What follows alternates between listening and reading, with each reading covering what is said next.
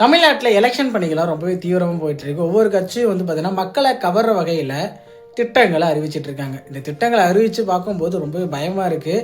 ஏன்னா இப்போ இருக்க சூழ்நிலைப்படி தமிழ்நாட்டில் கடன் அப்படின்றது கிட்டத்தட்ட ஒரு 10 லட்சம் கோடியாக வந்து பார்த்தீங்கன்னா தொற்றுச்சு. இவங்க அறிவிக்கிற திட்டத்தெல்லாம் பார்க்கும்போது வந்து பார்த்தீங்கன்னா ரொம்ப பயமாக இருக்குது. ஒரு பக்கம் ஒரு கட்சி வந்து பார்த்தீங்கன்னா 8,000 கூப்பனு, வாஷிங் மிஷின் தரேன், அது மட்டும் இல்லாமல் இன்னொரு கட்சி வந்து ஆட்சிக்கு வந்தால் 2,500 மகளிர் உரிமை தொகை தரேன், 1000 ரூபா கொடுக்குற மகளிர் உரிமை தொகையிலேருந்து இப்போ 2,000 அதிகப்படுத்துகிறேன் அப்படின்னு சொல்லிட்டு கொடுக்குற திட்டங்கள்லாம் நல்லா தான் இருக்குது. ஆனால் அந்த திட்டங்களுக்கு எங்கேருந்து அமௌண்ட் வரும்னு பார்க்கும்போது தான் ரொம்ப பயமாக இருக்குது.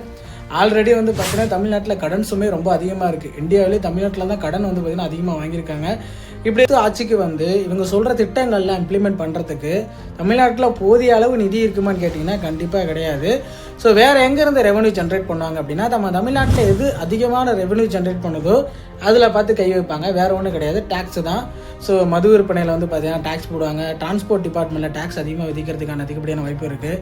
ஸோ மெயினாக சொல்லணும் அப்படின்னா எலக்ட்ரிக்கல் சார்ஜஸ் ஏற்றுறதுக்கான அதிகப்படியான வாய்ப்பு இருக்குது.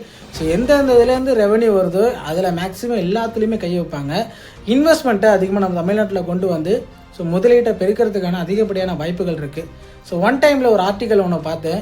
இவங்க சொல்கிற திட்டங்கள்லாம் வந்து பார்த்திங்கன்னா ஒரு வருஷத்துக்கு நிறைவேற்றும் அப்படின்னா குறைஞ்சது 75,000 கோடி வேணுமா. ஸோ ஏடிஎம்கே திட்டத்தை நிறைவேற்றுறதுக்கு, அதே டிவிகே திட்டத்துக்கு நிறைவேற்றுறதுக்கு வந்து பார்த்திங்கன்னா 73,000 கோடி வேணும்.